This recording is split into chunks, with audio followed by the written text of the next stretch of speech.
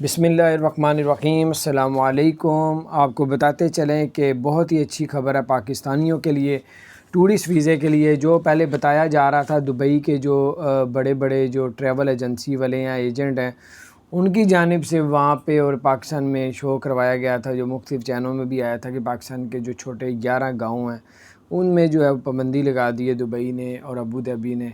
तो अब वो वीज़ा अप्लाई करेंगे तो रिजेक्ट हो जाएगा। ये बात बिल्कुल जो है वो नहीं है। वीज़े लग रहे हैं अल्हम्दुलिल्लाह और लोग जा रहे हैं।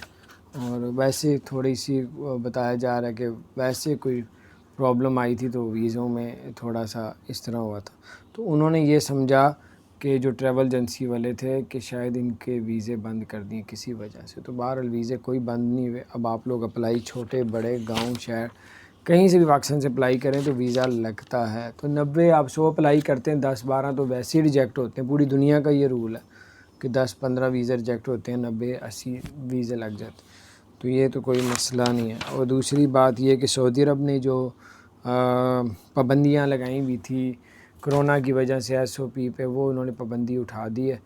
और अब ओपन एरिया में अगर आप मौजूद हैं, बहुत से लोग भी हैं, तो कोरोना की वैक्सीन अगर आपने 2 लगवाई है तो आप अपना मास्क के बगैर भी चल फिर सकते हैं। हाँ, अगर एरिया बंद है, छत है और ओपन एरिया नहीं है तो आपको मास्क लगाना लाजमी है। अब मस्जिद नबी और खाना काबा में जो पाबंदियाँ लगाई हुई थी वो सब उठा दी गई हैं पूरे।